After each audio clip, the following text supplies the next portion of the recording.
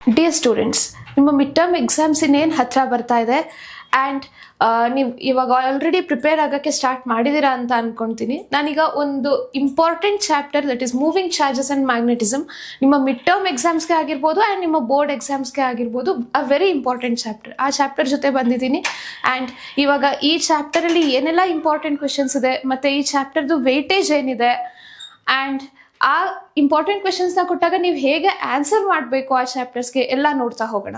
ಇವಾಗ ಆಲ್ರೆಡಿ ನಿಮಗೆ current electricity and electric charges and fields videos ನಿಮ್ಗೆ ಆಲ್ರೆಡಿ ಸಿಗುತ್ತೆ. ಇವಾಗ ಯಾರೆಲ್ಲ ವಾಚ್ ಮಾಡಿಲ್ಲ ಡಿಸ್ಕ್ರಿಪ್ಷನಲ್ಲಿ ಲಿಂಕ್ ಇದೆ, you can go and watch. Okay, ನಾವು moving charges and magnetism a very very important chapter for your mid term examination. Okay, ಹಾಗಿದ್ರೆ ಈ ಚಾಪ್ಟರ್ದು ವೇಟೇಜ್ ಏನು ನೋಡೋಣ. ಈ ಚಾಪ್ಟರ್ಗೆ ನಿಮ್ಮ mid term exam point of view ಇಂದ ಹೇಳ್ತಾ ಇದ್ದೀನಿ ನಾನು, 15 to 18 ಮಾರ್ಕ್ ವೇಟೇಜ್ ಇದೆ. 15 to 18 ಮಾರ್ಕ್ ವೇಟೇಜ್. ಹಾಗಿದ್ರೆ ಈ 15 to 18 ಮಾರ್ಕ್ ವೇಟೇಜ್ ಹೇಗೆ ಈ 15 to 18 ಮಾರ್ಕ್ ಡಿಸ್ಟ್ರಿಬ್ಯೂಟ್ ಆಗುತ್ತೆ ನೋಡೋಣ. MCQs ನಲ್ಲಿ ನಿಮಗೆ 2 ಕ್ವೆಶನ್ಸ್ ಬರ್ಬೋದು and fill in the blanks ಅಲ್ಲಿ 1 ಕ್ವೆಶನ್. ಆಲ್ರೆಡಿ ಪೇಪರ್ ಪ್ಯಾಟರ್ನ್ ಗೊತ್ತಿದೆ ಎಲ್ಲರಿಗೂ. ಪೇಪರಲ್ಲಿ 4 ಪಾರ್ಟ್ಸ್ ಇರುತ್ತೆ. MCQs fill in the blanks ಬಂದು part A, 2 mark questions part B ನಲ್ಲಿ ಬಂದರೆ 3 mark questions part C and 5 mark derivation and numericals part D ನಲ್ಲಿ ಬರುತ್ತೆ. ಓಕೆ, ಈಗ ಈ ಚಾಪ್ಟರ್ದು ವೇಟೇಜ್ನ ನಾವು ನೋಡ್ತಾ ಹೋಗೋದಾದ್ರೆ 15 to 18 ಮಾರ್ಕ್ ಅಂತ ಆಲ್ರೆಡಿ ಹೇಳಿದ್ದೀನಿ. MCQs ಅಲ್ಲಿ ನಿಮಗೆ 2 ಮಾರ್ಕ್ 2 ಕ್ವೆಶನ್ಸ್ ಬರ್ಬೋದು. So 2 mark. Fill in the blanks ಇಂದ 1 ಕ್ವೆಶನ್ ಬರ್ಬೋದು, 1 ಮಾರ್ಕ್ ಆ್ಯಂಡ್ 2 ಮಾರ್ಕ್ ಕ್ವೆಶನ್ಸ್ ಬರ್ಬೋದು, 4 mark and 3 mark questions 3 mark questions 1 or 2 questions ಬರ್ಬೋದು. ಆ 3 to 6 ಮಾರ್ಕ್ ಇರುತ್ತೆ. 5 ಮಾರ್ಕ್ ಡಿರೈವೇಷನ್ಸು 5 ಮಾರ್ಕ್ ಡಿರೈವೇಷನ್ ಕಂಪಲ್ಸರಿ ಈ ಚಾಪ್ಟರ್ ಇಂದ ಕೇಳ್ತಾರೆ. ಹಾಗಿದ್ರೆ ಏನೆಲ್ಲ 2 ಮಾರ್ಕ್ ಕ್ವೆಶನ್ಸ್ ಏನಿದೆ, 3 mark questions and 5 mark questions ಎಲ್ಲ ಏನಿದೆ ನೋಡ್ತಾ ಹೋಗೋಣ. MCQs and fill in the blanks ಏನಿದೆಯೋ ಅದು ನೀವೇ ಪ್ರಿಪೇರ್ ಆಗಬೇಕಾಗುತ್ತೆ. ಲೆವೆಲ್ 1 ಕ್ವೆಶನ್ಸ್ ಇರುತ್ತೆ MCQs and fill in the ಬ್ಲಾಂಕ್ಸ್ಗೆ. ನಾನು ಎಲ್ಲ ವಿಡಿಯೋಸ್ನಲ್ಲೂ ಹೇಳೋ ರೀತಿ ನಿಮಗೆ MCQನಲ್ಲಿ ಯಾವುದೇ ಕಾರಣಕ್ಕೂ ನ್ಯೂಮರಿಕಲ್ ಪ್ರಾಬ್ಲಮ್ ಕೊಡಲ್ಲ ಆ್ಯಂಡ್ ಲೆವೆಲ್ 1 ಕ್ವೆಶನ್ಸೇ ಇರುತ್ತೆ. ಬೇಸಿಕ್ ಕ್ವೆಶನ್ಸೇ ಕೇಳ್ತಾರೆ and according to the question paper pattern ನಾವು ನೋಡೋದಾದ್ರೆ 15 MCQs ಇರುತ್ತೆ. 15 MCQs ಅಲ್ಲಿ ಅರೌಂಡ್ 3 to 4 MCQsನ ಅವರು ಸ್ವಲ್ಪ ಟಫ್ ಮಾಡಲೇಬೇಕು, ಮಾಡಿರ್ತಾರೆ. ಇನ್ನು ಉಳಿದಿರೋ ಎಲ್ಲ ಕ್ವೆಶನ್ಸು ನಿಮಗೆ ಬೇಸಿಕ್ ಲೆವೆಲ್ಸ್ ಲೆವೆಲ್ 1 ಕ್ವೆಶನ್ ಆಗಿರುತ್ತೆ ಆ್ಯಂಡ್ ಅದು ಲೈಕ್ ನಿಮಗೆ ನ್ಯೂಮರಿಕಲ್ಸ್ ಎಲ್ಲ ಇರೋದಿಲ್ಲ MCQsನಲ್ಲಿ. ಹಾಗಿದ್ರೆ ಡೈರೆಕ್ಟ್ ಆಗಿ ನಾವು 2 ಮಾರ್ಕ್ ಕ್ವೆಶನ್ಸ್ಗೆ ಹೋಗೋಣ. ಏನೆಲ್ಲ 2 ಮಾರ್ಕ್ ಕ್ವೆಶನ್ಸ್ ಕೊಡ್ಬೋದು, ಇದೆಲ್ಲ ನಿಮಗೆ 2 ಮಾರ್ಕ್ ಕ್ವೆಶನ್ಸ್ ಎಕ್ಸಾಮಿಗೆ ಬರೋವಂಥದ್ದು. ಸ್ಟೂಡೆಂಟ್ಸ್, ಇಷ್ಟು 2 ಮಾರ್ಕ್ ಕ್ವೆಶನ್ಸ್ಗೆ ನೀವು ನೀಟಾಗಿ ಪ್ರಿಪೇರ್ ಆಗಿಬಿಡ್ತೀರಾ ಅಂತ ಹೇಳಿದ್ರೆ ನೀವು ಆರಾಮಾಗಿ 1 ಕ್ವೆಶನ್ ಕೇಳಿದ್ರು 2 ಕ್ವೆಶನ್ ಕೇಳಿದ್ರು ನೀವು 2 ಮಾರ್ಕ್ ಕ್ವೆಶನ್ಸ್ನ ನೀಟಾಗಿ ಅಟೆಂಡ್ ಮಾಡ್ಬೋದು. And these are all the 3 mark questions and these are the 5 mark questions. Okay, ಇಷ್ಟು ಕ್ವೆಶನ್ಸ್ಗೆ ನೀಟಾಗಿ ಪ್ರಿಪೇರ್ ಆದರೆ ಈ ಚಾಪ್ಟರಲ್ಲಿ around 15 mark MCQs and fill in the ಬ್ಲಾಂಕ್ಸ್ನ ನಾನು ಹೇಳಲ್ಲ, 15 ಮಾರ್ಕ್ ಈ ಚಾಪ್ಟರಲ್ಲಿ ನಿಮಗೆ ಆರಾಮಾಗಿ ಸಿಗ್ತಾ ಹೋಗುತ್ತೆ. ಹಾಗಿದ್ರೆ 2 ಮಾರ್ಕ್ ಕ್ವೆಶನ್ಸ್ ಹೇಗೆಲ್ಲ ಕೇಳ್ತಾರೆ ಆ್ಯಂಡ್ ಆ ಕ್ವೆಶನ್ಸ್ಗೆ ನೀವು ಹೇಗೆ ಆನ್ಸರ್ ಮಾಡಬೇಕು ನೋಡ್ತಾ ಹೋಗೋಣ. ಫಸ್ಟ್ 2 ಮಾರ್ಕ್ ಕ್ವೆಶನ್ ನೋಡೋದಾದ್ರೆ, what is Lorentz force and mention its expression. What is Lorentz force? If we consider a moving charge in the presence of both electric and magnetic field, okay, ಒಂದು charge move ಆಗ್ತಾ ಇರುತ್ತೆ ಇನ್ electric and magnetic field ಅಂತ ಹೇಳಿದಾಗ ಆ charge ಒಂದು ಫೋರ್ಸ್ನ experience ಮಾಡುತ್ತೆ and that force is called Lorentz force. So what is Lorentz force? It is the force experienced by a moving charge in the presence of both electric and magnetic field. So Lorentz ಫೋರ್ಸ್ಗೆ ಏನು formula ಅಥವಾ ಎಕ್ಸ್ಪ್ರೆಷನ್ನ ಹೇಗೆ ಬರೆಯೋದು? ನಾನು definition ಅಲ್ಲೇ ಹೇಳಿದ್ದೀನಿ, it is the force experienced by both electric and magnetic field, right? So what is the expression for the force experienced by a moving charge in the presence of electric field? ನಮ್ಗೆ already ಗೊತ್ತೋದು F is equal to Q into E ಆಗುತ್ತೆ. This is the expression for the force experienced by a charge in the presence of electric field. ಹಾಗೆ the expression for the force experienced by a charge in the presence of magnetic field ಏನು? Q into V cross B. Q into V cross B. ಇದು vector form. So This is the expression for force experienced by a moving charge in the presence of electric field, and this is the expression for force experienced by a moving charge in the presence of magnetic field. So Lorentz force andre it is the force experienced by the both electric and magnet by a charged particle in the presence of both electric and magnetic field, right? So ನಾವು ಈಗ ಎರಡನ್ನು add ಮಾಡ್ಕೊಳ್ಬೇಕಾಗುತ್ತೆ. Lorentz force FL is equal to QE plus Q into V cross B. So here Q is common, so take Q as common, E plus V cross B. So this is the expression for Lorentz force. Lorentz force is the force experienced by a moving charge in the presence of both electric and magnetic field. Okay, ಇದು first question. So next question ಏನಿದೆ? When the force on a charge moving in a magnetic field is maximum, minimum and zero. Okay, ಇದು conditions ನಿಮ್ಮ question paper ಅಲ್ಲಿ ನೀವು observe ಮಾಡ್ತಾ ಹೋಗೋದಾದ್ರೆ 2 mark ಅಲ್ಲಿ 1 or 2 conditions guarantee ಇರುತ್ತೆ. ಓಕೆ, ಅದರಲ್ಲಿ ಇದು ಒಂದು important condition. When the force on a charge moving in a magnetic field is maximum ಯಾವಾಗ, ಮಿನಿಮಮ್ ಯಾವಾಗ ಅಂಡ್ ಝೀರೋ ಯಾವಾಗ ಕೇಳ್ತಾರೆ. ಓಕೆ, ಯಾವುದು? Force on a charge moving in a magnetic field. So force experienced by a moving charge in the presence of magnetic field ಅಂದ್ರೆ formula ಏನಾಗುತ್ತೆ? F is equal to Q V B sine theta. So ನಾವಿಲ್ಲಿ scalar form ತಗೊಳ್ಳೋದಾದ್ರೆ F is equal to Q V B sine theta. Here theta is the angle between velocity vector and magnetic field vector. Here V is velocity of the moving charge and B is magnetic field strength. Q is the charge of that particle and F is the force experienced by that moving charge. So here theta is the angle between V and B, that is velocity vector and magnetic field vector. Okay, if theta is equal to 90 degree, if theta is equal to 90 degree, that is if the velocity vector or the direction of moving charge is perpendicular to the magnetic field vector, 90 degree means perpendicular, right? If V perpendicular to B, then F is equal to QVB sin 90 is 1. So this condition is called maximum condition.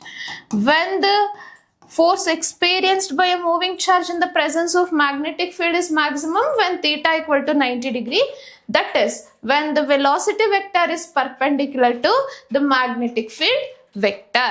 The maximum gayitu. Next second one is minimum. Yavaga minimum irutte and yavaga zero irutte nodona. Okay, now second one, F is equal to QVB sin theta is the formula. If theta is equal to 0 degree, if theta is equal to 0 degree means sin 0 is 0, F will be equal to 0, force will be equal to 0. This is for minimum. Okay, idu maximum and idu minimum again. Okay, ಯಾವಾಗ maximum ಇರುತ್ತೆ when theta equal to 90 degree, ಯಾವಾಗ minimum or zero ಇರುತ್ತೆ when theta equal to 0 degree. That is V parallel to B, V parallel to B ಇದ್ದಾಗ, that is velocity vector ಅಥವಾ direction of moving charges parallel to magnetic field ಇದೆ ಅಂದಾಗ force experienced by that charge 0 ಇರುತ್ತೆ. ಅಂದ್ರೆ ಆ charged particle ಫೋರ್ಸ್ನ experience ಮಾಡಲ್ಲ. ಇಲ್ಲಿ ನಿಮ್ಗೆ ಇನ್ನ ಒಂದು ಕ್ವೆಶನ್ ಕೇಳ್ಬೋದು, if theta is equal to 90 degree ಯಾವ ಪಾತ್ನ ಫಾಲೋ ಮಾಡುತ್ತೆ ಚಾರ್ಜ್? ಥೀಟಾ 90 ಡಿಗ್ರಿ ಇದೆ ಅಂತ ಹೇಳಿದ್ರೆ V perpendicular to B, right? In this case ಆ ಚಾರ್ಜ್ಡ್ ಪಾರ್ಟಿಕಲ್ ಸರ್ಕ್ಯುಲರ್ ಪಾತ್ನ ಫಾಲೋ ಮಾಡುತ್ತೆ. ಈ ಕೇಸಲ್ಲಿ ಫೋರ್ಸ್ ಎಕ್ಸ್ಪೀರಿಯನ್ಸ್ ಆಗ್ತಾ ಇಲ್ಲ ಅನ್ನೋದ್ರಿಂದ ಅದು ಹೇಗೆ ಪ್ಯಾರಲಲ್ ಟು ಬಿ ಮೂವ್ ಆಗ್ತಾ ಇರುತ್ತೋ charge in the same direction ಅದು ಮೂವ್ ಆಗ್ತಾ ಇರುತ್ತೆ. ಬಟ್ ಈ ಕೇಸಲ್ಲಿ ಸರ್ಕ್ಯುಲರ್ ಪಾತ್ನ ಫಾಲೋ ಮಾಡ್ತಾ ಇರುತ್ತೆ. If theta is equal to 90 degree, if theta greater than 0 and less than 90, helical ಪಾತ್ನ ಚಾರ್ಜ್ಡ್ ಪಾರ್ಟಿಕಲ್ ಫಾಲೋ ಮಾಡುತ್ತೆ ಅಂತ ಹೇಳ್ತೀವಿ. ಓಕೆ, ನಾವು the next question is, when the torque acting on a dipole in a magnetic field is maximum and when it is minimum.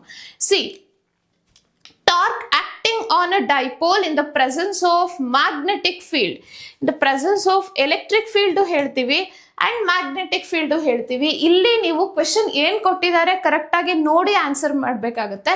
So ಏನಿದೆ question, when the torque acting on a dipole in a magnetic field is maximum and when it is minimum. See, torque tau acting on a dipole in a magnetic field is given by mb sin theta. Torque tau is equal to mb sin theta.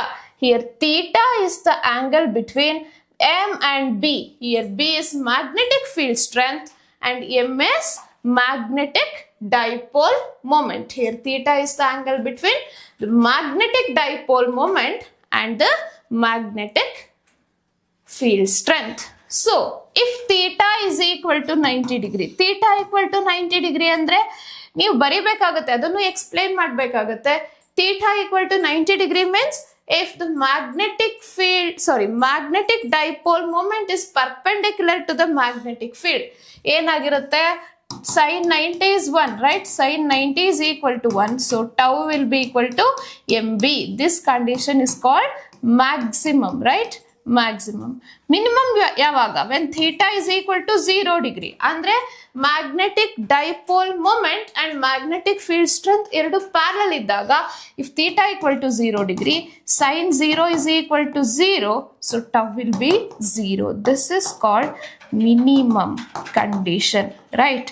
So maximum ಯಾವಾಗಿರುತ್ತೆ, when magnetic dipole moment is perpendicular to the magnetic field strength. Minimum ಯಾವಾಗ ಇರುತ್ತೆ, when the magnetic dipole moment is parallel to the magnetic field strength. Okay, ಇದು second question.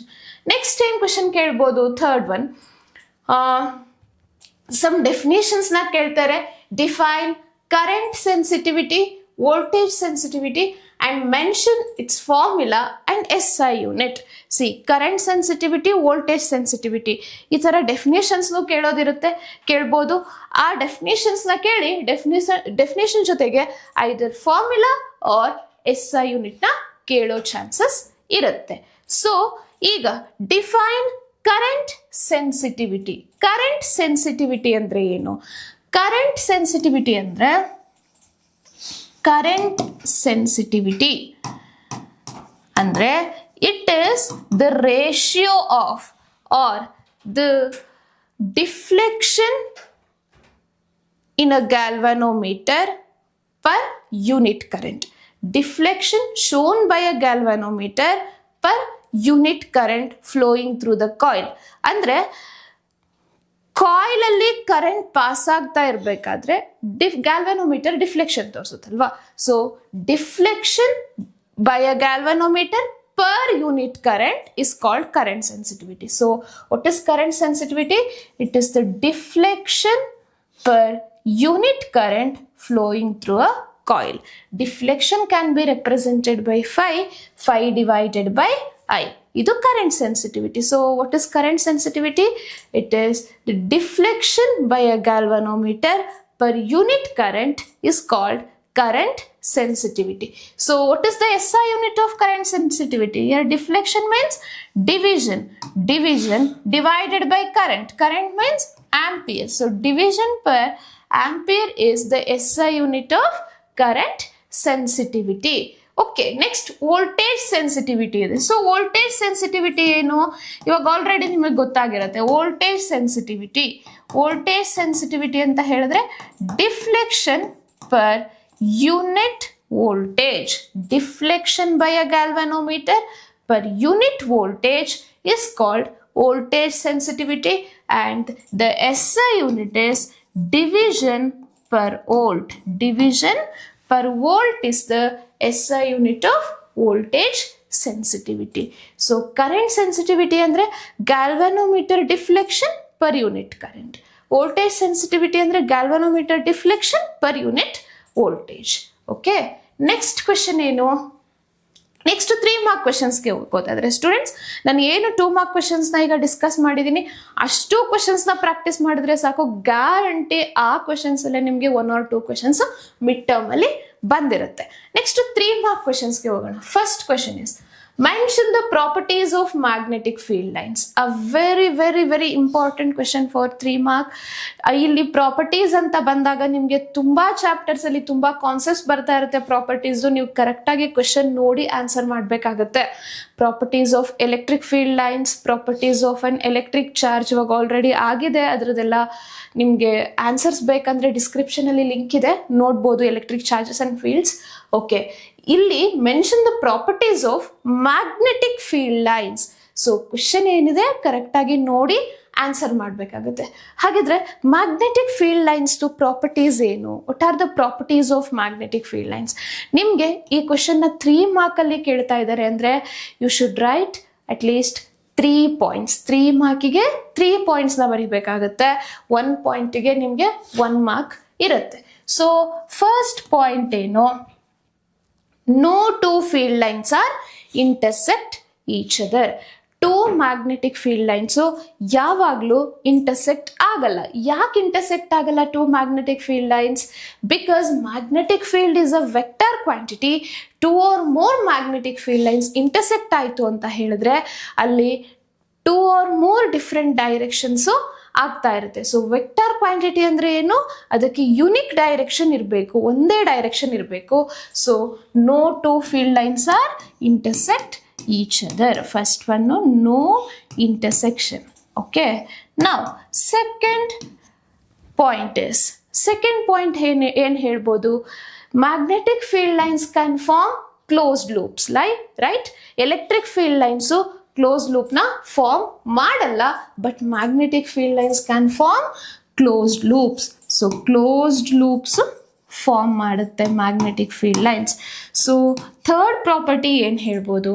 If the magnetic field lines are more, C magnetic field lines are basically imaginary lines, right? Imaginary lines ನಾವು ಯಾಕೆ ಅದನ್ನು use ಮಾಡ್ತೀವಿ? Just to represent the direction of magnetic field and the strength of the magnetic field. So third property na, ಈಗ number of magnetic field lines ಜಾಸ್ತಿ ಇದೆ ಅಥವಾ distance between 2 magnetic field lines ಕಡಿಮೆ ಇದೆ ಅಂತ ಹೇಳಿದ್ರೆ magnetic field strength ಜಾಸ್ತಿ ಇದೆ ಅಂತ. ಸೊ ಥರ್ಡ್ ಪ್ರಾಪರ್ಟಿ ಏನು ಹೇಳ್ಬೋದು? They are crowded in the region of strong magnetic field. Crowded in the region of strong magnetic field. So this is the third property. Okay, 3 properties ಏನೇನು? No 2 field lines are intersect each other, they can form closed loops, they are crowded in the region of strong magnetic field. So now next property ಹೇಳೋದಾದ್ರೆ, see, if we consider a bar magnet, ಒಂದು bar ಮ್ಯಾಗ್ನೆಟ್ನ consider ಮಾಡಿದ್ರೆ, bar magnet ಅಂದರೆ ಅದಕ್ಕೆ north pole and south pole ಇರುತ್ತೆ, right? ಒಂದು bar ಮ್ಯಾಗ್ನೆಟ್ನ consider ಮಾಡಿದ್ರೆ, ಸಿ ಬಾರ್ ಮ್ಯಾಗ್ನೆಟ್ ಮ್ಯಾಗ್ನೆಟಿಕ್ ಫೀಲ್ಡ್ನ ಪ್ರೊಡ್ಯೂಸ್ ಮಾಡುತ್ತೆ. So what is the direction? Outside the bar magnet ಅದು north pole to south pole ಇದ್ರೆ, inside the bar magnet south pole to north pole ಇರುತ್ತೆ. So ಇದನ್ನ ನಾವೊಂದು property ಅಂತ ಹೇಳ್ಬೋದು. This starts at North Pole and moves towards South Pole outside the magnet and inside the magnet from South Pole to North Pole. North Pole to South Pole outside the magnet. So inside the magnet ಹೇಗಿರುತ್ತೆ? South Pole to North Pole. So ಇದನ್ನೇ ನಾವು ಹೇಳೋದು closed ಲೂಪ್ನ form ಮಾಡುತ್ತೆ ಅಂತ. Inside the magnet, South Pole to North Pole. So these are all the properties of magnetic field lines. 3 correct ಪ್ರಾಪರ್ಟೀಸ್ನ ನೀವು ಬರೆದ್ರೆ ಸಾಕು. Okay, 3 ಮಾರ್ಕಿಗೆ. In case 2 ಮಾರ್ಕಲ್ಲಿ ಕೇಳ್ತಾ ಇದ್ದಾರೆ ಅಂತ ಹೇಳಿದ್ರೆ 2 ಪ್ರಾಪರ್ಟೀಸ್ನ ಅವರು ಎಕ್ಸ್ಪೆಕ್ಟ್ ಮಾಡ್ತಿರ್ತಾರೆ. For 3 mark 3 properties. ನಾವು the next question is very very important question. Conversion of galvanometer into an ammeter ಅಥವಾ conversion of galvanometer into a voltmeter. 2 ಕ್ವೆಶನಲ್ಲಿ ಯಾವುದಾದ್ರೂ ಒಂದು ಕ್ವೆಶನ್ನು ಗ್ಯಾರಂಟಿ ನಿಮ್ಮ ಎಕ್ಸಾಮಲ್ಲಿ ಇರುತ್ತೆ. ಸೊ ನೀವು 3 ಮಾರ್ಕ್ದು ಯಾವ ಕ್ವೆಶನ್ಸನ್ನು ನೀವು ನೆಗ್ಲೆಕ್ಟ್ ಮಾಡೋ ಹೋಗಿಲ್ಲ. 1 or 2 ಕ್ವೆಶನ್ಸ್, ಇಷ್ಟು ಕ್ವೆಶನ್ಸ್ನ ಪ್ರಾಕ್ಟೀಸ್ ಮಾಡಿದ್ರೆ ಎಕ್ಸಾಮ್ಸಲ್ಲಿ ಬರೋವಂಥದ್ದು. ನಾವು how to convert a galvanometer into an ammeter. Explain with diagram. Students, ನಿಮ್ಮ ಪೇಪರಲ್ಲಿ ಇನ್ಸ್ಟ್ರಕ್ಷನ್ಸ್ ಇರುತ್ತೆ, ಜನರಲ್ ಇನ್ಸ್ಟ್ರಕ್ಷನ್ಸ್ ಅಂತ. ಅಲ್ಲಿ ನೀವು ಅಬ್ಸರ್ವ್ ಮಾಡ್ಬೋದು, ನಿಮಗೆ ರಿಲೆವೆಂಟ್ ಡಯಾಗ್ರಾಮ್ ಬರಿದೆ ಯಾವುದೇ ಕ್ವೆಶನ್ಗೆ ಆನ್ಸರ್ ಮಾಡಿದ್ರು 1 ಮಾರ್ಕು ಸಿಗಲ್ಲ. ಸೊ ಎಲ್ಲೆಲ್ಲ ಡಯಾಗ್ರಾಮ್ ಬರಿಬೇಕಾಗಿರುತ್ತೋ, ಎಲ್ಲಿ ಡಯಾಗ್ರಾಮ್ ಬರೆಯೋ ನೆಸೆಸಿಟಿ ಇರುತ್ತೋ ಅಲ್ಲೆಲ್ಲ ನೀವು ಡಯಾಗ್ರಾಮ್ನ ಬರೆದು ಆನ್ಸರ್ ಮಾಡಬೇಕಾಗತ್ತೆ. ನಾವು ಈ ಕ್ವೆಶನ್ಗೆ ಎಕ್ಸ್ಪ್ಲೇನ್ ವಿತ್ ಡಯಾಗ್ರಾಮ್, ನೀವು ಡಯಾಗ್ರಾಮ್ನ ಬರೆದು ಎಕ್ಸ್ಪ್ಲೇನ್ ಮಾಡಬೇಕು. ಹೇಗೆ ಗ್ಯಾಲ್ವನೋಮೀಟರ್ನ ಆಮೀಟರ್ ಆಗಿ ಕನ್ವರ್ಟ್ ಮಾಡೋದು? ಹೇಗೆ ಗ್ಯಾಲ್ವನೋಮೀಟರ್ನ ಆಮೀಟರ್ ಆಗಿ ಕನ್ವರ್ಟ್ ಮಾಡ್ತೀವಿ? By connecting a low resistance or shunt resistance to the galvanometer in parallel. ಈಗ ಒಂದು ಗ್ಯಾಲ್ವನೋಮೀಟರ್, ಓಕೆ, ಈ ಗ್ಯಾಲ್ವನೋಮೀಟರ್ಗೆ ಒಂದು low resistance or shunt resistance ಅಂತ ಹೇಳ್ತೀವಿ.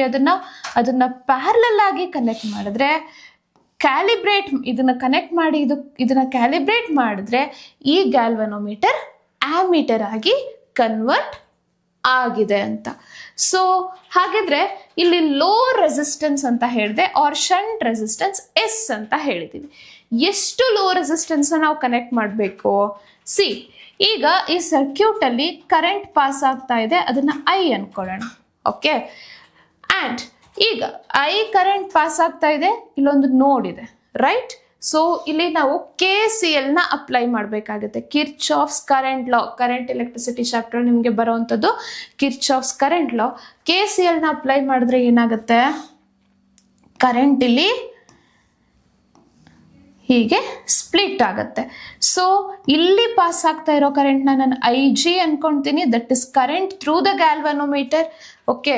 ನಾ ಇಲ್ಲಿ ಪಾಸ್ ಆಗ್ತಾ ಇರೋ ಕರೆಂಟನ್ನ I ಮೈನಸ್ IG ಅಂತ ಅನ್ಕೊಳ್ಳೋಣ, okay, I minus IG. So ಹೀಗೆ ಕರೆಂಟ್ ಪಾಸ್ ಆಗ್ತಾ ಇದೆ, ಹೌದಲ್ವಾ?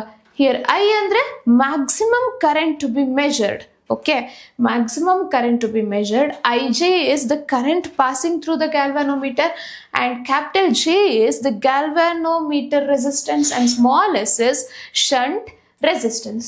So ಇದಕ್ಕೆ ಈಗ ಬ್ರಾಂಚ್ ಫಾರ್ಮುಲಾನ ಅಪ್ಲೈ ಮಾಡಿದ್ರೆ ಏನಾಗುತ್ತೆ? ಸಿ, ಇಲ್ಲಿ ವೋಲ್ಟೇಜ್ ಏನಾಗುತ್ತೆ? I into R, right? So here I is I minus IG, R is S is equal to IGG. So ಎಷ್ಟು ರೆಸಿಸ್ಟೆನ್ಸ್ನ ನಾನು ಸೀರೀಸ್ ಆಗಿ ಪ್ಯಾರಲಲ್ ಆಗಿ ಕನೆಕ್ಟ್ ಮಾಡಿದ್ರೆ ಗ್ಯಾಲ್ವನೋಮೀಟರ್ಗೆ ಅದು ಆಮೀಟರ್ ಆಗಿ ಕನ್ವರ್ಟ್ ಆಗುತ್ತೆ. ದಟ್ ಇಸ್ ಎಸ್ ನ ಫೈಂಡ್ ಔಟ್ ಮಾಡಬೇಕು ಅಂದರೆ formula IG divided by I minus IG into G, okay, this is the formula. So ಈ ಕ್ವೆಶನ್ ಕೇಳಿದ್ರೆ ಏನೆಲ್ಲ ಬರೀಬೇಕು? ಫಸ್ಟು ಡಯಾಗ್ರಾಮ್ ಬರೀಬೇಕು, circuit diagram, okay, this is the circuit diagram. Circuit diagram ಆದಮೇಲೆ ನೀವು ಬರೀಬೇಕಾಗಿರೋದು ಹೇಗೆ ಕನ್ವರ್ಟ್ ಮಾಡ್ತೀರಾ ಅಂತ. ಹೇಗೆ ಕನ್ವರ್ಟ್ ಮಾಡ್ತೀರಾ? By connecting a shunt resistance or a low resistance parallel to the galvanometer resistance G. ಹೇಗೆ ಕನ್ವರ್ಟ್ ಮಾಡ್ತೀರಾ ಬರೀತೀರಾ? By connecting a low resistance or shunt resistance in parallel to the galvanometer. Next you have to write the formula. So ಇಷ್ಟಕ್ಕೆ ನಿಮಗೆ 3 mark ಇರೋವಂಥದ್ದು. First diagram ಆದಮೇಲೆ how do you convert, ಅದನ್ನು explain ಮಾಡಬೇಕು. After that you have to write the formulas, okay. ಇದಕ್ಕೆ 3 mark. Okay, now the next question is how to convert a galvanometer into a voltmeter. Last question ಅಲ್ಲಿ ammeter, ಈ question ಅಲ್ಲಿ volt ಮೀಟರ್ನ ಗ್ಯಾಲ್ವನೋಮೀಟರ್ನ ಹೇಗೆ volt meter ಆಗಿ convert ಮಾಡೋದು ನೋಡಬೇಕು. See, ammeter is a device which is use to measure the current, and here voltmeter is a device which is used to measure the potential difference. So now ಈಗ ಒಂದು galvanometer ನ volt meter ಆಗಿ ಹೇಗೆ convert ಮಾಡೋದು ನೋಡೋಣ. Ammeter ಆಗಿ ಹೇಗೆ convert ಮಾಡೋದು? By connecting a low resistance in parallel. ಈಗ ಗ್ಯಾಲ್ವನೋಮೀಟರ್ ವೋಲ್ಟ್ ಮೀಟರ್ ಆಗಿ ಕನ್ವರ್ಟ್ ಮಾಡಬೇಕಂದ್ರೆ we should connect a high resistance in series with the galvanometer. See, galvanometer ತಗೊಳ್ಳೋಣ. Here G is the galvanometer resistance ಅಂತ ಅನ್ಕೊಳ್ಳೋಣ. ನಾವು ಈ ಗ್ಯಾಲ್ವನೋಮೀಟರ್ಗೆ ಒಂದು ಹೈ ರೆಸಿಸ್ಟೆನ್ಸ್ನ ಸೀರೀಸ್ ಆಗಿ ಕನೆಕ್ಟ್ ಮಾಡಿದ್ರೆ ಅದೇನಾಗುತ್ತೆ? ವೋಲ್ಟ್ ಮೀಟರ್ ಆಗಿ ಕನ್ವರ್ಟ್ ಆಗುತ್ತೆ. ನಾವು here IG is the current passing through the galvanometer, right? IG is the current passing through the galvanometer. See, ಎರಡು resistors. Here G ಬಂದು ಗ್ಯಾಲ್ವನೋಮೀಟರ್ ರೆಸಿಸ್ಟೆನ್ಸ್, R ಬಂದು ಹೈ ರೆಸಿಸ್ಟರ್ದು ರೆಸಿಸ್ಟೆನ್ಸ್. ಎರಡು series ಅಲ್ಲಿ ಇರೋದ್ರಿಂದ current through the combination same ಇರುತ್ತೆ. So ಇಲ್ಲಿ IG current pass ಆಗ್ತಾ ಇದೆಯಾ, ಇಲ್ಲಿ ಕೂಡ IG ಕರೆಂಟ್ ಪಾಸ್ ಆಗ್ತಾ ಇರುತ್ತೆ. ಬಟ್ ವೋಲ್ಟೇಜ್ ಏನಾಗಿರುತ್ತೆ, ಇಲ್ಲಿ ಪೊಟೆನ್ಷಿಯಲ್ ಡಿಫರೆನ್ಸ್ ಅಕ್ರಾಸ್ Gನೇ ಬೇರೆ ಇರುತ್ತೆ, ಪೊಟೆನ್ಷಿಯಲ್ ಡಿಫರೆನ್ಸ್ ಅಕ್ರಾಸ್ R ಬೇರೆ ಇರುತ್ತೆ. ಸೊ ಟೋಟಲ್ ಪೊಟೆನ್ಷಿಯಲ್ ಡಿಫರೆನ್ಸ್ ಬೇಕು ಅಂದ್ರೆ ಏನಾಗುತ್ತೆ, V is equal to IG into what is the total resistance in this combination. See, ಎರಡು ಸೀರೀಸ್ ಆಗಿ ಕನೆಕ್ಟ್ ಆಗಿರೋದ್ರಿಂದ ಟೋಟಲ್ ರೆಸಿಸ್ಟೆನ್ಸ್ ಬೇಕಂದ್ರೆ ಎರಡನ್ನು ಆಡ್ ಮಾಡ್ಕೊಬೇಕಾಗತ್ತೆ, G plus R. ಇದನ್ನ ನಾನು ಹೇಗೆ ಬರೆದೆ, from Ohm's law, V is equal to I into R, right? Here I is IG, R is total resistance, that is galvanometer resistance plus that high resistor resistance. So ಈಗ ನನಗೆ ಎಷ್ಟು resistance ನ series ಆಗಿ galvanometer ಜೊತೆ connect ಮಾಡಿದ್ರೆ ಅದು volt meter ಆಗಿ convert ಆಗುತ್ತೆ ನೋಡೋಣ. That is R is equal to cross multiply ಮಾಡಿದ್ರೆ you will get V by IG minus G. R is equal to V by IG minus G.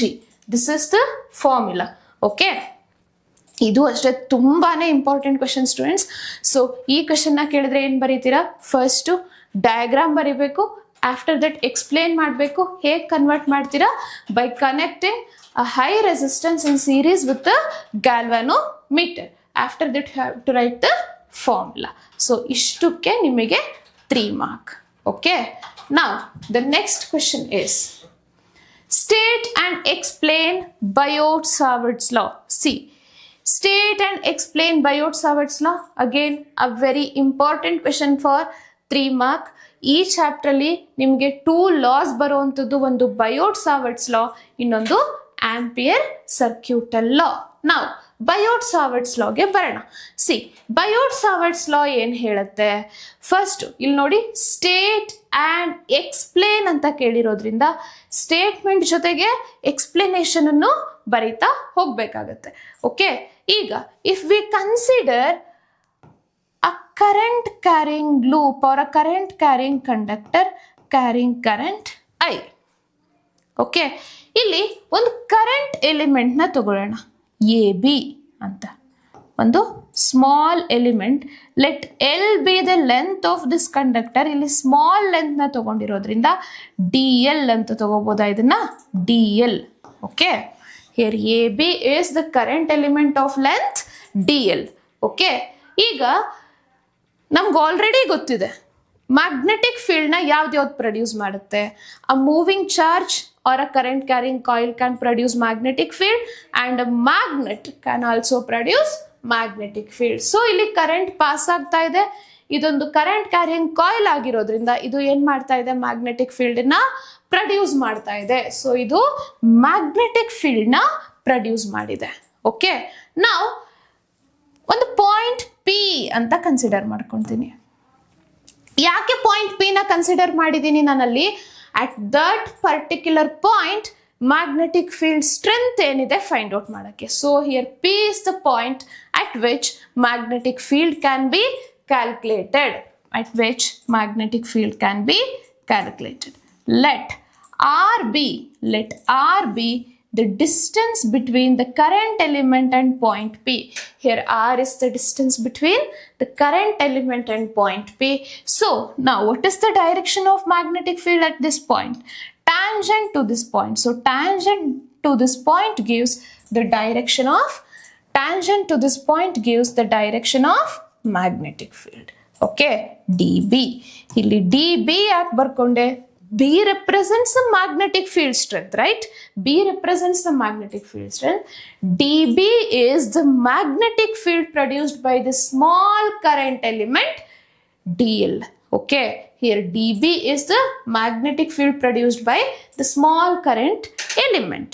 Now, statement ಏನು, the magnetic field produced by the small current element of length DL is is, this magnetic field is, magnetic field, here dB is the magnetic field produced by a small current element of length dl.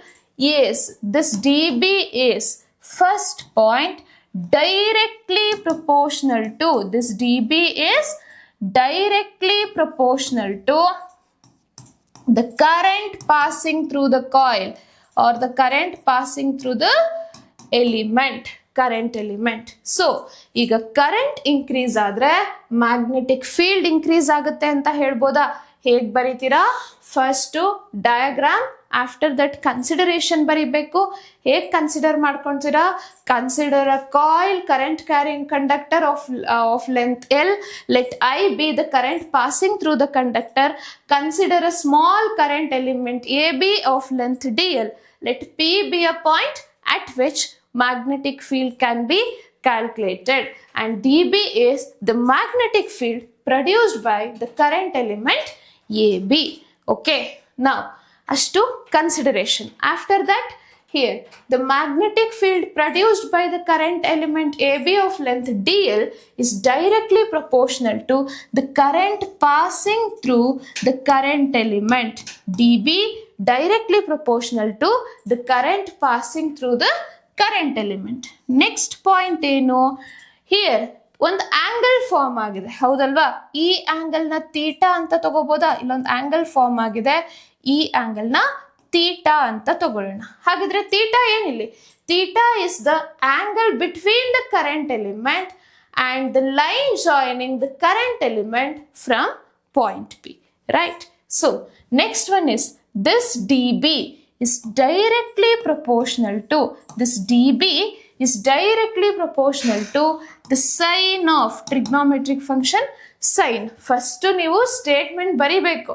dB is directly proportional to the sine of, S-I-N-E, sine of angle between the current element and the line joining the current element from point P. So that is dB is directly proportional to sine theta. ಅದು second statement. Third one ಏನು? This dB, ಇಲ್ಲಿ ನೀವು general ಆಗಿ ಬರ್ಕೊಂಡಿರ್ತೀರಾ, just ನೀವು next ಬರ್ಕೋತಾ ಹೋಗ್ಬೇಕಾಗಿರೋದು directly proportional, inversely proportional, ಹಾಗೆ. So this dB is directly proportional to, this dB is directly proportional to the length of the current element. Here the length of the current element is dl, so dB directly proportional to dl, dB directly proportional to dl. That is third one. Next, fourth one ಏನಂತ ಹೇಳ್ತೀವಿ? this dB is inversely proportional to the square of distance between the current element and the point at which magnetic field can be calculated, that is r square. So ನಿಮಗೆ 4 statements ಇಲ್ಲಿ ಸಿಗ್ತಾ ಹೋಗುತ್ತೆ. First ಏನು? dB is directly proportional to, or the magnetic field produced by a current element is directly proportional to the current passing through it, that is dB directly proportional to I, and directly proportional to the sine of angle between the current element and the line joining the current element from point P, that is sine theta, and directly proportional to the length of the current element dl, that is dB proportional to dl, and the fourth one is inversely proportional to the square of distance between the current element and point P. So ಈಗ ಈ 4 relations ನ use ಮಾಡಿಕೊಂಡು we can write dB directly proportional to I dl sin theta by r square. dB directly proportional to I dl sin theta by r square. ಇಲ್ಲಿ proportionality symbol ನ remove ಮಾಡೋಣ, constant ಬರುತ್ತೆ, that is mu naught by 4 pi. So dB is equal to mu naught by 4 pi I dl sin theta by r square. mu naught by 4 pi I dl sin theta by r square. So ಇಷ್ಟನ್ನು ನೀವು ಬರಿಬೇಕಾಗತ್ತೆ. Biot Savart's law ಕೇಳಿದ್ರೆ 3 ಮಾರ್ಕಿಗೆ statement ಕೇಳಿ explanation ಕೇಳ್ತಾರೆ. So ಆಗ ನೀವು diagram ಬರೆದು ಆ ಡಯಾಗ್ರಾಮ್ನ ಎಕ್ಸ್ಪ್ಲೇನ್ ಮಾಡಿ ಆಫ್ಟರ್ ದಟ್ ಸ್ಟೇಟ್ಮೆಂಟ್ ಬರೆದು ಹೀಗೆ ಕನ್ಕ್ಲೂಡ್ ಮಾಡಬೇಕಾಗತ್ತೆ. ಇದಕ್ಕೆ ನಿಮಗೆ 3 ಮಾರ್ಕ್ ಇರುತ್ತೆ. Okay, now the next question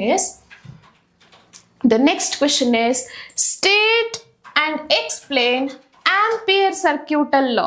ನಾನು ಆಲ್ರೆಡಿ ಹೇಳಿದ್ದೀನಿ, ಈ ಚಾಪ್ಟ್ರಲ್ಲಿ ನಿಮಗೆ 2 ಲಾ ಬರುತ್ತೆ, ಒಂದು ಬಯೋಟ್ ಸಾವರ್ಟ್ಸ್ ಲಾ ಆದರೆ ಇನ್ನೊಂದು Ampere circuital law. So Ampere circuital law ಏನು ಹೇಳುತ್ತೆ? If we consider a conductor carrying current I, okay, now consider an imaginary closed loop, that is Amperian loop ಅಂತ ಹೇಳ್ತೀವಿ. ಇದನ್ನ ಏನಿದು? Amperian loop. ಈಗ what is the magnetic field produced by this conductor? See, magnetic field ಅನ್ನ ನಾವು find out ಮಾಡಲಿಕ್ಕೆ we can use that Biot-Savart's law only, that is dB is equal to IDL sin theta by r square. ಈಗ ಇಲ್ಲಿ ನಾನು ಯಾಕೆ ಒಂದು imaginary ಲೂಪ್ನ consider ಮಾಡ್ಕೊಂಡಿದ್ದೀನಿ? What is the magnetic field around this imaginary loop? Okay, magnetic ಫೀಲ್ಡ್ನ ಇಲ್ಲಿ find out ಮಾಡಬೇಕಾಗಿರೋದ್ರಿಂದ ಏನು ಮ್ಯಾಗ್ನೆಟಿಕ್ ಫೀಲ್ಡ್ ಇದು? ಸಿ, ಸ್ಟೇಟ್ಮೆಂಟ್ ಏನು ಹೇಳುತ್ತೆ Biot Savart's law, sorry Ampere circuital law? The line integral of magnetic field, that is dB, the line integral of magnetic field around a closed loop. Idu closed loop, right? Closed imaginary loop or Amperian loop anta ಹೇಳ್ತೀವಿ. The line integral of magnetic field around a closed loop is equal to mu naught times, here mu naught is permeability of free space, mu naught times the total current passing through the total current in the conductor. Okay, the total current in the conductor. So the line integral of magnetic field enclosed by a closed loop is equal to mu naught times the total current in the enclosed in the loop or the total current in the conductor ಅಂತ ಹೇಳ್ತೀರಾ. That is Ampere circuital law. Okay, first diagram ಬರೀತೀರಾ, after that consideration and statement, after that you have to write the formula, direct formula ಬರೀಬಹುದು ಇಲ್ಲಿ. ಇದು Ampere circuital law. Okay, these are all the 3 mark important questions. Now the next question is, derive an expression for magnetic field at a point on the axis of a circular loop using Biot-Savart's law. See, idu application of Biot-Savart's law. Derive an expression for magnetic field at a point on the axis of a circular loop using Biot-Savart's law. Very, very, very important question. ಈ chapter ಅಲ್ಲಿ ನಿಮ್ಗೆ ಇರೋದು 5 mark important ಡಿರೈವೇಶನ್ಸ್. 2 ಡಿರೈವೇಶನ್ಸ್ ನ practice ಮಾಡಿಬಿಟ್ರೆ ಒಂದು derivation ಅಂತೂ ನಿಮಗೆ guarantee 100% ನಿಮ್ಮ ಪೇಪರ್ ಅಲ್ಲಿ ಆ 2 ಡಿರೈವೇಶನ್ಸ್ ಅಲ್ಲಿ ಯಾವ್ದಾದ್ರು ಒಂದು ಡಿರೈವೇಶನ್ ಕೊಟ್ಟಿರ್ತಾರೆ. ಇದು first derivation. Derive on expression for magnetic field. Derive on expression for magnetic field at a point on the axis of a circular loop using Biot-Savart's law. So first ನಿಮ್ಗೆ already ಗೊತ್ತಿದೆ derivations ಅಂದ್ರೆ first you have to write the diagram. First diagram ಬರೆಯೋಣ. Expression for magnetic field at a point on the axis of the circular loop. So ಇಲ್ಲಿ ನಾವು circular loop ನ ಬರ್ಕೋಬೇಕಾಗುತ್ತೆ. Consider a circular loop of radius r. Here r is the radius of the circular loop. So ನಾವೀಗ magnetic field ನ ಎಲ್ಲಿ find out ಮಾಡಬೇಕು? On the Axis. Axis ಅಲ್ಲಿ magnetic field ನ ಫೈಂಡ್ ಔಟ್ ಮಾಡ್ಬೇಕಂದ್ರೆ point P ನ ನಾವೆಲ್ಲಿ ತಗೋಬೇಕಾಗುತ್ತೆ? Axis ಅಲ್ಲೇ ತಗೋಬೇಕಾಗುತ್ತೆ. ನಾನು ಆಲ್ರೆಡಿ ಹೇಳಿದ್ದೀನಿ ಪಾಯಿಂಟ್ ಪಿ ನ ನಾವು ಯಾಕೆ ತಗೋತೀವಿ? At that particular point what is the magnetic field ಅಂತ ಫೈಂಡ್ ಔಟ್ ಮಾಡಕ್ಕೆ. So here P is the point at which magnetic field can be calculated. So Axis ಅಲ್ಲಿ ತಗೊಂಡಿದ್ದೀನಿ. Now let x be the distance between the center of the coil and point P. Here x is the distance between the center of the coil and point P. And let r be the distance between the ಇಲ್ಲಿ ನಾವು current element ನ consider ಮಾಡ್ಕೊಳ್ಳೋಣ. ಹೇಗೆ ನಾವು small current element ನ magnetic field ಅಲ್ಲಿ ಬಯೋಟ್ Savart's ಲಾ statement ಹೇಳ್ಬೇಕಾದ್ರೆ consider ಮಾಡ್ಕೊಂಡ್ವೋ ಹಾಗೆ ಇಲ್ಲಿ ಒಂದು ಕರೆಂಟ್ ಎಲಿಮೆಂಟ್ ನ ಕನ್ಸಿಡರ್ ಮಾಡ್ಕೊಳ್ಳೋಣ. Okay, current element. ಇಲ್ಲಿ ನಾವು ಈ current distance between the current element and point P ನ ಸೇಮ್ ಅಲ್ಲಿ ಹೇಗೆ ತಗೊಂಡಿದ್ವೋ ಇಲ್ಲೂ ಹಾಗೇನೆ ಆರ್ ಅಂತ ತಗೊಳ್ಳೋಣ. Here r is the distance between the current element of length dl and the point P. ಹಾಗಿದ್ರೆ theta ಏನಾಗುತ್ತೆ? ಅಲ್ಲೇನಾಗಿತ್ತು theta? Theta is the angle between the current element and the line joining the current element from point P. So ಇಲ್ಲಿ ಕೂಡ ನಮಗೆ theta ಇಲ್ಲಿ ಸಿಗೋದು. Now, what is the direction of magnetic field here? Direction of magnetic field dB ಹೀಗಿರುತ್ತೆ. Just ಇದನ್ನ extend ಮಾಡಿದೀನಿ ಅಷ್ಟೇ. So ಇದು 90 degree 90 minus theta cos sine of 90 minus theta cos theta ಬರುತ್ತೆ. ಹೇಳ್ತೀನಿ ನೆಕ್ಸ್ಟ್ ಏನಂತ. ಈಗ ನಾವೇನ್ ಮಾಡಬೇಕು, ಇಲ್ಲಿ ಇದು current carrying loop, here I is the current passing through the loop. Okay, first diagram ಬರೀತೀರಾ. After that you have to write the consideration. So consideration ಹೇಗೆ ಬರೀತೀರಾ? Consider a circular current carrying coil of radius r carrying current I. Let P be the point on the axis of the coil at which magnetic field can be calculated. Let X be the distance between the center of the coil and point P, and R be the distance between the current element, small current element of length dl and point P. Here theta is the angle between the current element and the line joining the current element from point P. Now, here dB is the small magnetic field due to the small length element dl. So total magnetic field ಬೇಕಂದ್ರೆ ಏನಾಗುತ್ತೆ? Total magnetic field ಬೇಕು ಅಂತ ಹೇಳಿದ್ರೆ total magnetic field B is equal to summation of dB cos theta. B is equal to summation of dB cos theta. ಇಲ್ಲಿ cos theta ಯಾಕೆ?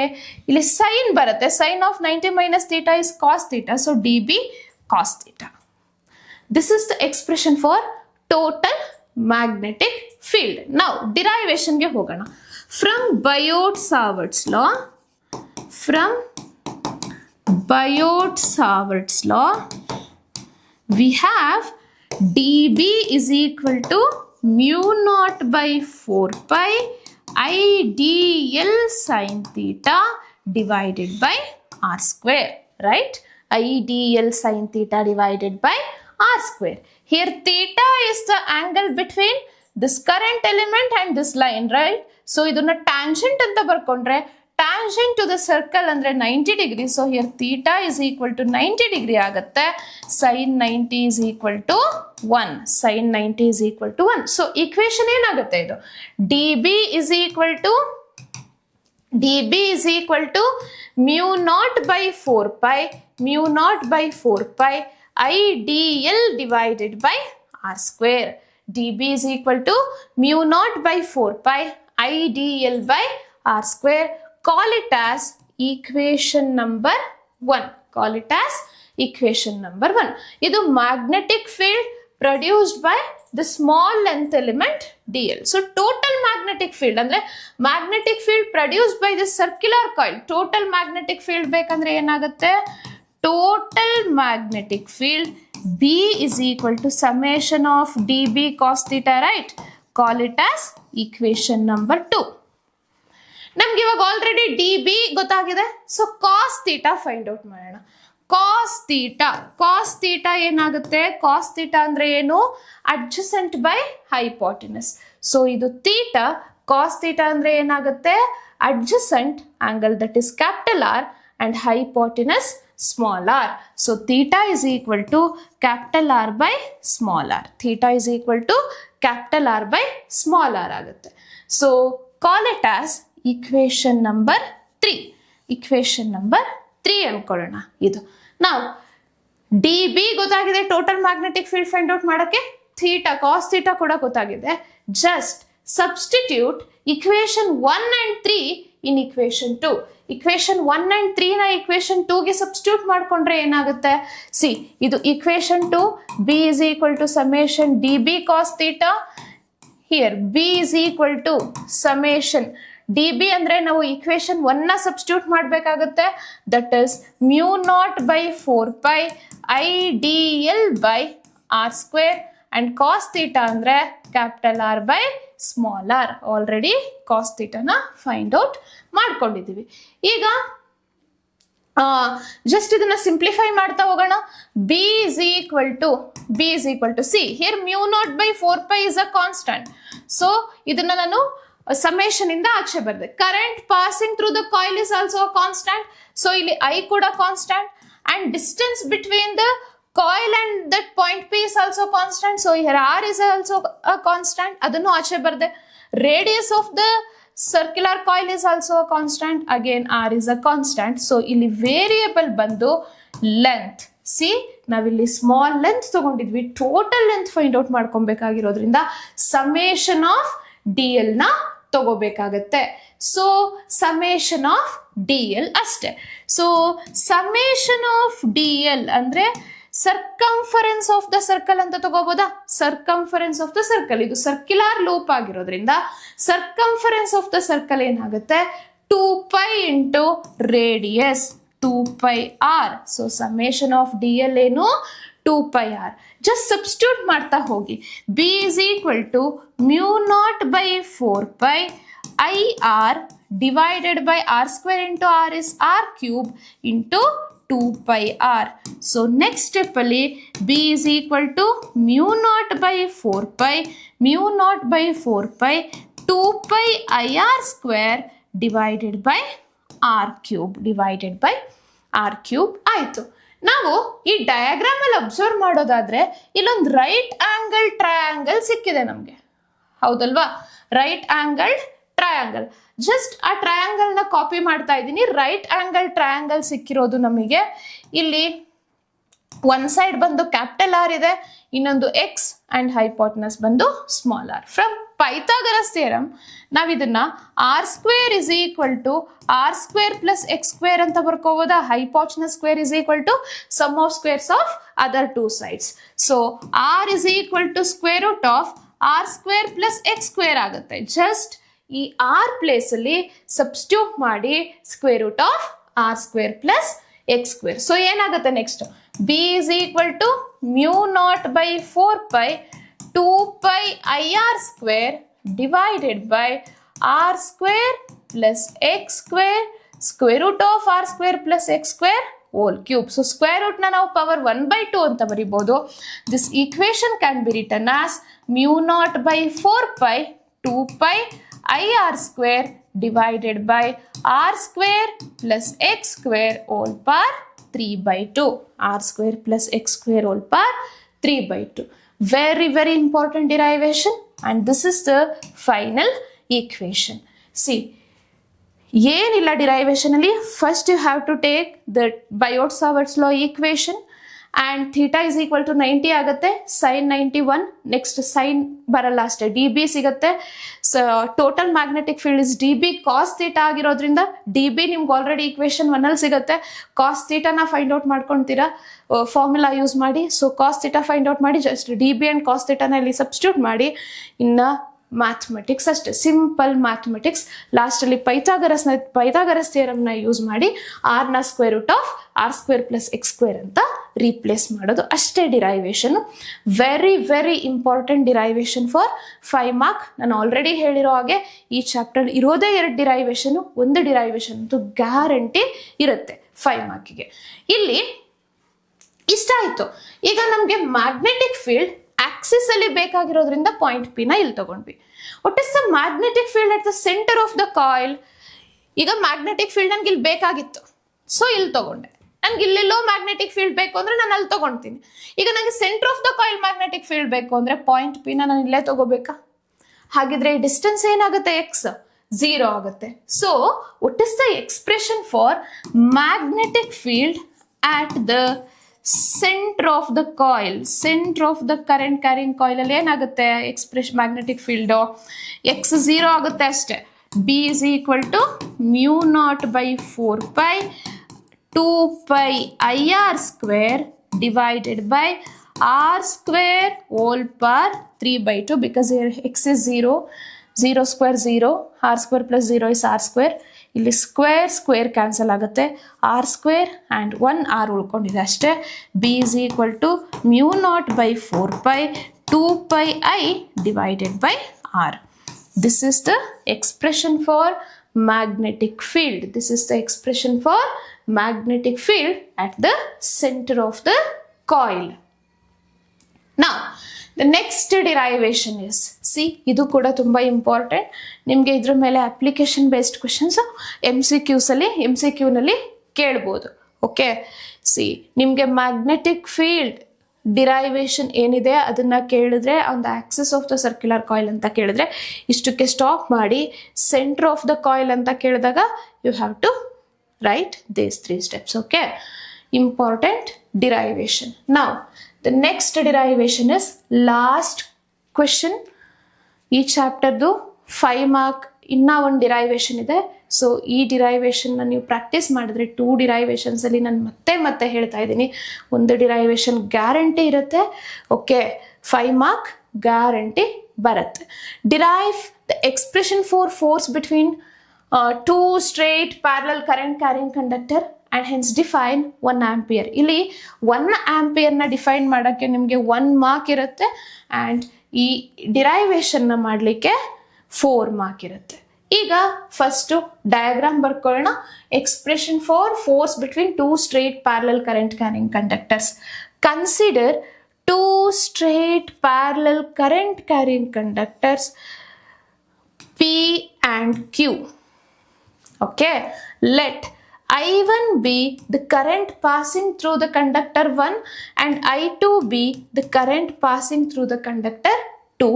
Let L be the length of the conductors.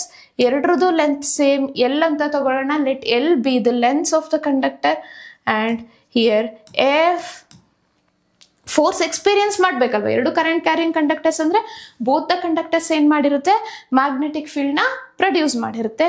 So force experienced by the first conductor due to the second conductor, right? So force experienced by the first conductor due to the magnetic field produced by the second conductor F12. and ಇಲ್ಲಿ ಇದು force experienced by the second conductor due to the magnetic field produced by the first conductor. ಇಲ್ಲಿ confuse ಆಗಬೇಡಿ. Force ಯಾಕೆ ಒಂದು current carrying ಕಂಡಕ್ಟರ್ನ magnetic field ಅಲ್ಲಿ ಇಟ್ಟಾಗ ಫೋರ್ಸ್ನ ಅದು ಎಕ್ಸ್ಪೀರಿಯನ್ಸ್ ಮಾಡುತ್ತೆ. ಎರಡೂ ಕರೆಂಟ್ ಕ್ಯಾರಿಂಗ್ ಕಂಡಕ್ಟರ್ ಫೋರ್ಸ್ನ ಪ್ರೊಡ್ಯೂಸ್ ಮಾಡ್ತಾ ಇದೆ. Let B1 be the force produced by the first current carrying conductor and B2 be the force magnetic field produced by the second current carrying conductor. ಈಗ first current carrying conductor ಕೂಡ magnetic field ನ produce ಮಾಡಿದೆ, second current carrying conductor ಕೂಡ magnetic field ನ produce ಮಾಡಿದೆ. First conductor produce ಮಾಡಿರೋ magnetic field ಈ point ಅಲ್ಲಿ ಏನಿದೆ ನೋಡೋಣ. ಹಿಯರ್ B1 ತಗೋಬೇಕು. ಯಾಕೆ B1 ತಗೋಬೇಕು? Here B1 is the magnetic field produced by the first conductor. Okay, here B1 is the magnetic field produced by the first conductor. On second conductor ನಾವು point P ತಗೋತಾ ಇದ್ದೀವಿ. ಇಲ್ಲಿ ನೀಟಾಗಿ ಅರ್ಥ ಮಾಡ್ಕೊಂಡ್ಬಿಡಿ. ಇದು ಒಂದು ಪಾಯಿಂಟ್ ನೀಟಾಗಿ ಅರ್ಥ ಮಾಡ್ಕೊಂಡ್ರೆ derivation easy. Here B1 is the magnetic field produced by the first conductor. ನಾವು ಪಾಯಿಂಟ್ P ನ ತಗೋತಾ ಇದ್ವಿ ಅಲ್ವಾ, ಎಲ್ಲಿ ಮ್ಯಾಗ್ನೆಟಿಕ್ ಫೀಲ್ಡ್ ನ ಕಂಡುಹಿಡಿತಾ ಇದೀವಿ ಅಂತ. ಸೊ ಈ ಫಸ್ಟ್ ಕಂಡಕ್ಟರ್ ಪ್ರೊಡ್ಯೂಸ್ ಮಾಡಿರೋ ಮ್ಯಾಗ್ನೆಟಿಕ್ ಫೀಲ್ಡ್ ನ ನಾವು ಸೆಕೆಂಡ್ ಕಂಡಕ್ಟರ್ ಮೇಲೆ ಫೈಂಡ್ ಔಟ್ ಮಾಡ್ತಾ ಇದೀವಿ. Okay, here B1 is the magnetic field strength produced by the first conductor. ಇಲ್ಲಿ ಡೈರೆಕ್ಷನ್ ನಾನು ಯಾಕೆ ಹೇಗೆ ಬರ್ದೆ, from Fleming's left hand rule ಹಾಗೆ ಡೈರೆಕ್ಷನ್ ನ ಬರ್ಕೊಂಡಿದ್ದೀನಿ. Now the magnetic field produced by the second conductor on the first conductor ಏನಾಗುತ್ತೆ, B1 ಆಗುತ್ತೆ. Here B1 is the magnetic field produced by the second conductor on the first conductor. So ಇದು B1 ಆದ್ರೆ this is B2. Here B1 is the magnetic field produced by the first conductor on second conductor. Here B2 is the magnetic field produced by the second conductor on first conductor. ಈಗ ಫೋರ್ಸ್ಗೆ equation ನಮಗೆ ಗೊತ್ತಿದೆ, force experienced by a moving charge ಅಂದ್ರೆ Q V B sine theta, ಹಾಗೆ force experienced by a conductor ಅಂದ್ರೆ ILB sin theta. So force experienced by a straight current carrying conductor is ILB sin theta. ILB sin theta. So ಇಲ್ಲಿ ನಾನು ತಗೋತಾ ಇರೋದು first ಫೋರ್ಸ್ನ ತಗೊಳ್ಳೋಣ, F12. Here I1 is the current passing through the first conductor. L length same ಇದೆ. ಈಗ force experience ಮಾಡಬೇಕು ಅಂದ್ರೆ magnetic field produced by the second conductor ಇಲ್ಲಿ ತಗೋಬೇಕಾಗುತ್ತೆ. So I1L B2 second conductor produce ಮಾಡಿರೋ ಮ್ಯಾಗ್ನೆಟಿಕ್ ಫೀಲ್ಡ್ ಇಂದಾನೆ ಅಲ್ವಾ ಅದು ಫೋರ್ಸ್ನ ಎಕ್ಸ್ಪೀರಿಯನ್ಸ್ ಮಾಡ್ತಾ ಇರೋದು. So I1L B2 sin theta. If theta is equal to 90 degree, ಯಾಕೆ ಇಲ್ಲಿ ನಾನು theta equal to 90 degree ಅಂತ ತಗೊಂಡೆ, ಇದು ಮೂರು ಮ್ಯೂಚುವಲಿ ಪರ್ಪೆಂಡಿಕ್ಯುಲರ್ ಹೌದಲ್ವಾ, from Fleming's left hand rule ಬರ್ದಿರೋದ್ರಿಂದ ಮೂರು mutually perpendicular. Here theta is the angle between this L and B. So L and B ಎರಡೂ 90 ಡಿಗ್ರಿ ಮ್ಯೂಚುವಲಿ ಪರ್ಪೆಂಡಿಕ್ಯುಲರ್ ಇರೋದ್ರಿಂದ ಸೈನ್ 90 is equal to 1 ಆಗುತ್ತೆ. ಸೊ F12 is equal to I1L B2. Call it as equation number 1. Now here B is the magnetic field produced by the second conductor. So B2 ಏನಾಗುತ್ತೆ, ಇಲ್ಲಿ ನಾವು use ಮಾಡಬೇಕಾಗಿರೋದು ampere circuit ಲಾ. ಅದು straight conductor ಅಪ್ಲಿಕೇಶನ್ಗೆ use ಮಾಡಿಕೊಂಡ್ರೆ μ0/2π I2 divided by R. ಇಲ್ಲಿ ನೋಡಿ distance between these two ಕಂಡಕ್ಟರ್ಸ್ನ D ಅಂತ ತಗೊಳ್ಳೋಣ. Here D is the distance between the two conductors. ಇಲ್ಲಿ ಡಿಸ್ಟೆನ್ಸ್ ಅನ್ನ ನಾವು ಬರೀಬೇಕು. ಏನ್ ಬರೀಬೇಕು, ನಾವು ಯಾವ ಪಾಯಿಂಟ್ ಅಲ್ಲಿ ಮ್ಯಾಗ್ನೆಟಿಕ್ ಫೀಲ್ಡ್ ನ ಫೈಂಡ್ ಔಟ್ ಮಾಡ್ತಾ ಇದ್ದೀವೋ ಅಲ್ಲಿಂದ ಫ್ರಮ್ ದ ಕಂಡಕ್ಟರ್ ಆ ಪಾಯಿಂಟಿಗೆ ತಗೋಬೇಕು. ಈಗ ನನಗೆ B2 ಬೇಕಾಗಿರೋದು. B2 ಅಂದ್ರೆ magnetic field produced by the conductor 2. So conductor ಇಲ್ಲಿದೆ, what is the distance, D ಆಗುತ್ತಾ. So divided by D. Call it as equation number 2. Now just substitute equation 2 in 1. F12 is equal to μ0/2π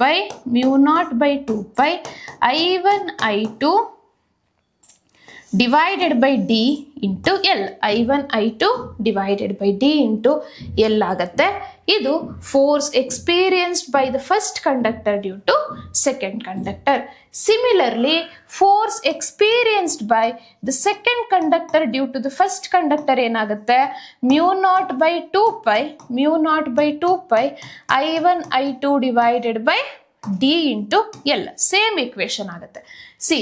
ಯಾಕೆ force experience by the second conductor due to first conductor, F21 ಏನಾಗುತ್ತೆ, I2 L B1 ಆಗುತ್ತೆ. Again ನನಗೆ B1 ಬೇಕಾದಾಗ ಇಲ್ಲಿ I1 ಬರುತ್ತೆ. So ಎರಡು equation equal and opposite. ಈ F12 and F21 are equal in magnitude but opposite in direction. ನಾನು ಇಲ್ಲಿ ಯಾಕೆ ಫೋರ್ಸ್ ಆಫ್ ಅಟ್ರಾಕ್ಷನ್ ಬರ್ದಿದ್ದೀನಿ, ಯಾಕೆ ಆಪೋಸಿಟ್ ಡೈರೆಕ್ಷನ್ ಅಲ್ಲಿ ಬರ್ದಿದ್ದೀನಿ, ಬಿಕಾಸ್ ಈ ಎರಡೂ ಕರೆಂಟ್ ಕ್ಯಾರಿಯಿಂಗ್ ಕಂಡಕ್ಟರ್ ಅಲ್ಲಿ ಕರೆಂಟ್ ಸೇಮ್ ಡೈರೆಕ್ಷನ್ ಅಲ್ಲಿ ಪಾಸ್ ಆಗ್ತಾ ಇದೆ. ಎರಡು ಕರೆಂಟ್ ಕ್ಯಾರಿಯಿಂಗ್ ಕಂಡಕ್ಟರ್ ಅಲ್ಲಿ ಸೇಮ್ ಡೈರೆಕ್ಷನ್ ಅಲ್ಲಿ ಕರೆಂಟ್ ಇದ್ರೆ ಅಲ್ಲಿ ಫೋರ್ಸ್ ಆಫ್ ಅಟ್ರಾಕ್ಷನ್ ಇರುತ್ತೆ. ಕರೆಂಟ್ ಏನಾದ್ರೂ ಆಪೋಸಿಟ್ ಡೈರೆಕ್ಷನ್ ಅಲ್ಲಿ ಇದ್ರೆ ಫೋರ್ಸ್ ಆಫ್ ರಿಪಲ್ಷನ್ ಇರುತ್ತೆ. ನೀವು ಡಯಾಗ್ರಾಮ್ ಬರೀಬೇಕಾದ್ರೆ ಫೋರ್ಸ್ ಆಫ್ ಅಟ್ರಾಕ್ಷನ್ ಆದ್ರೂ ಬರಿಬಹುದು ಆರ್ ಫೋರ್ಸ್ ಆಫ್ ರಿಪಲ್ಷನ್ ಆದ್ರೂ ಬರಿಬಹುದು. Both are same, but direction of current ಮೇಲೆ ಅದು ಡಿಪೆಂಡ್ ಆಗಿರುತ್ತೆ. So F12 and F21 are equal in magnitude but opposite in direction, right? So magnitude of F12 is equal to magnitude of F21. ಅದನ್ನ general ಆಗಿ F ಅಂತ ತಗೊಳ್ಳೋಣ. So F is equal to μ0/2π I1 I2 divided by D into L. This is the expression for force experienced by the straight current carrying conductor. ನಮಗೆ ಕೇಳ್ತಾ ಇರೋದು ಅವ್ರೇನು, force between two straight parallel current carrying conductors. Force per unit length ನಾವು find out ಮಾಡ್ಬೇಕು. ಇಲ್ಲಿ force between two parallel current carrying conductor ನಾವೀಗ already derive ಮಾಡಿದೀವಿ. Force per unit length ಏನಾಗುತ್ತೆ ನೋಡೋಣ. F divided by L, force per unit length. Force per unit length ಇದನ್ನ small F ಅಂತ ತಗೋತೀನಿ. Force per unit length F divided by L is equal to, so L ಏನಾಯ್ತು ಈಗ ಡಿನಾಮಿನೇಟರ್ಗೆ ಹೋಯ್ತು. So mu naught by 2 pi mu naught by 2 pi I1 I2 divided by D. This is the expression for force per unit length between two straight parallel current carrying conductors. Between two straight parallel current carrying conductors. ಇದಿಷ್ಟು derivation. Easy ಇದೆ derivation. First from F is equal to ILB sin theta concept ಇಂದ F12 ತಗೋತೀರಾ. ಇಲ್ಲಿ ಬರಿಬೇಕಾದ್ರೆ ನೀವು correct ಆಗಿ ಬರ್ಕೊಳ್ಳಿ. ಇದು B2 and this is B1. From Ampere circuital law B2 is equal to E equation. Substitute equation 2 in 1. Here theta is 90 degree. Just substitute here. Similarly F21 is mu naught by 2 pi I1 I2 divided by D into L. ಇಲ್ಲಿ magnitude of F12 and F21 are same. So magnitude of F12 is equal to magnitude of F21 is equal to F. F is equal to mu naught by 2 pi I1 I2 divided by D into L ಆಗುತ್ತೆ. Force per unit length ಬೇಕಂದ್ರೆ F by L, that is mu naught by 2 pi I1 I2 divided by D. ಇಷ್ಟು ಮಾಡಿದ್ರೆ ನಿಮಗೆ derivation complete ಆಗುತ್ತೆ. Next ಏನಿದೆ, define 1 ampere ಅಂತ ಇದೆ. ಸಾರಿ, 1 ಆಂಪಿಯರ್ನ ಡಿಫೈನ್ ಮಾಡ್ಬೇಕೀಗ. 1 ಆಂಪಿಯರ್ನ ಹೇಗೆ ಡಿಫೈನ್ ಮಾಡೋದು? ಸಿ, ನನಗೆ ಇಕ್ವೇಶನ್ ಸಿಕ್ಕಿದೆ. Force per unit length F by L is equal to mu naught by 2 pi I1 I2 divided by D ಅಂತ. 1 ಆಂಪಿಯರ್ನ ಹೇಗೆ ಡಿಫೈನ್ ಮಾಡೋದು? If I1 is equal to I2 is equal to 1 ampere, D is equal to 1 meter, ಏನಾಗುತ್ತೆ?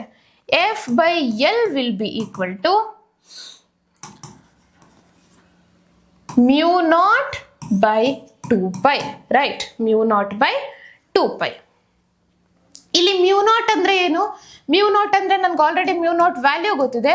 4 pi into 10 power minus 7 divided by 2 pi ಆಗುತ್ತೆ. So 2 pi 1s are 2 pi 2s are. So F by L is equal to 2 into 10 power minus 7 Newton per length ಇರೋದ್ರಿಂದ per meter. Newton per meter. ಅಂದ್ರೆ if current passing through that conductors is 1 ampere, distance between that two conductors is 1 meter, then force per unit length will be equal to 2 into 10 power minus 7 Newton per meter ಅಂತ. ಈಗ 1 ಆಂಪಿಯರ್ನ ಹೇಗೆ define ಮಾಡ್ತೀರಾ? ಈ concept ಇಟ್ಕೊಂಡು, ಈ ಕಾನ್ಸೆಪ್ಟ್ನ ನೀವು ಬರೀಲೇಬೇಕಾಗುತ್ತೆ. ಈ ಕಾನ್ಸೆಪ್ಟ್ನ ಇಟ್ಕೊಂಡು 1 ಆಂಪಿಯರ್ನ ಡಿಫೈನ್ ಮಾಡೋದು. ಹೇಗೆ ಡಿಫೈನ್ ಮಾಡ್ತೀರಾ 1 ಆಂಪಿಯರ್ನ?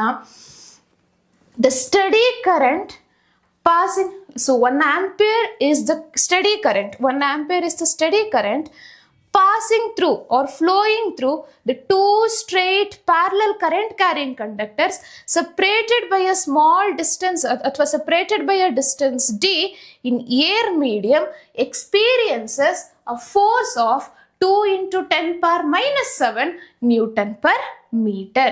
ಹೀಗೆ ಡಿಫೈನ್ ಮಾಡಬೇಕಾಗುತ್ತೆ. ಹೇಗೆ ಡಿಫೈನ್ ಮಾಡ್ತೀರಾ?